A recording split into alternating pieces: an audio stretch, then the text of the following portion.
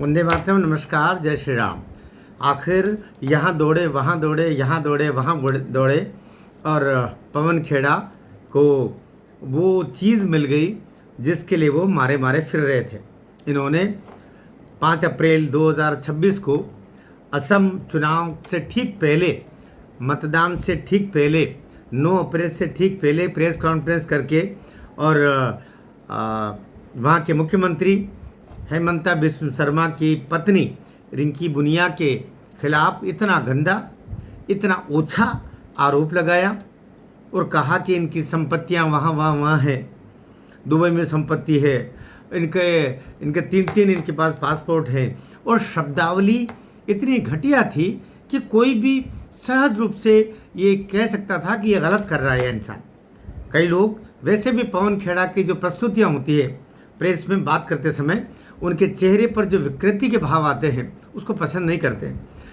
ऐसे में वो अपनी जगह पर हैं, चाहे आपके दिल के भाव बाहर आ जाए वो तो ठीक है, लेकिन अभी के जानकारी ये है कि उन्हें अंततोगत्वा माननीय उच्चतम न्यायालय दिल्ली द्वारा अग्रिम जमानत गंभीर शर्तों के साथ मिली। जो शर्तें उन पर रखी गई है कि आप विदेश बिना कोर्ट की अनुमति के नहीं जाएंगे, थाने पर उपस्थिति दर्ज कराएंगे, साथ ही वे तमाम चीज़ें जो कोर्ट कहेगा या जो थाने से जानकारी के लिए आपसे पूछी जाएगी उनका आप जवाब देंगे, प्रस्तुति करेंगे और आप गवाह सबूत जो हैं उनके साथ बिल्कुल छेड़खानी नहीं करेंगे। इन गंभीर शर्तों के साथ में, और साथ में सबसे बड़ी बात है क्या, सुप्रीम कोर्ट ने एक और उसके साथ में आदेश के साथ में एक चीज़ जोड़ दी है। एक और आदेश के साथ एक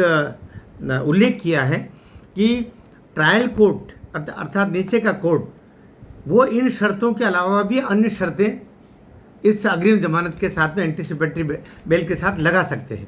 ये बड़ी बात हुई है। सामान्यतया ऐसा बेल के समय सुप्रीम कोर्ट कहता नहीं है सामान्यतया, लेकिन इस केस में क्योंकि जो सम्मुख जो वकील थे, सरकारी वकील, उन्होंने भी पुरजोर विरोध किया। अभिषेक मनु सिंघवी इनके एडवोकेट थे, अर्थात जो पवन खेड़ा के जो वकील थे। दरअसल क्या है, ये पार्टियां अपने अपने वकील रखती है, तो जो भी कांग्रेस का कोई नेता लड़ेगा, जो उस पर कोई अलाय मलाय आएगी न्यायिक रूप से, तो अभिषेक मनु सिंघवी को इसलिए तो राज्यसभा मेंबर रखा हुआ है, तो वो ये केस लड़ते हैं। तो उन्होंने आज अभिषेक मनु सिंघवी ने बाबा साहब अम्बेडकर के लिए जो बात कही, मैं उससे थोड़ा सा आहत हूँ। इस पर एक अलग वीडियो में दूंगा, अलग वीडियो पर बात करेंगे। अभी केवल आप ये जान लीजिएगा कि इनको पवन खेड़ा को गंभीर शर्तों के साथ में अग्रिम जमानत मिल गई है। आपको बताने की ज़रूरत नहीं। इन्होंने जब वो किया था, फिर उन्होंने हेमंत बिस्व शर्मा पर चुनौती की थी कि मेरे खिलाफ एफआईआर करें। बाकायदा 24 घंटे में जब एफआईआर हो गई तो ये वहाँ से भाग खड़े हुए दिल्ली गए।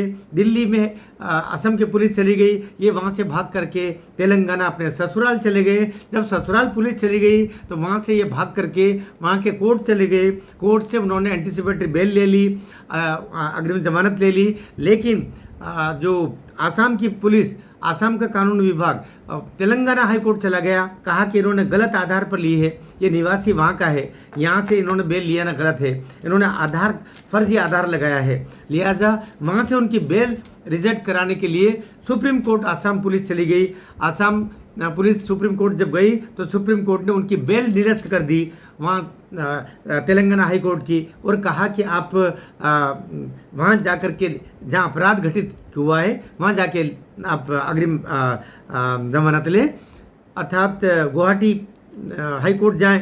तो ये गुवाहाटी हाई कोर्ट गए, मतलब इनके वकील गए, ये तो एब्सकॉन्डिंग है, गायब है। तो वहाँ जाके वहाँ फिर गुवाहाटी हाई कोर्ट ने मना कर दिया कि नहीं, इस व्यक्ति को बेल नहीं दी जा सकती, इसका तो अरेस्ट होना चाहिए, और अरेस्टिंग के बाद में इसका इंट्रोगेशन होना चाहिए, पता लगाना चाहिए कि इसने ये सब कैसे बोला, ये फर्जी दस्तावेज कहाँ से लेके आया, इसके साथ कौन कौन है।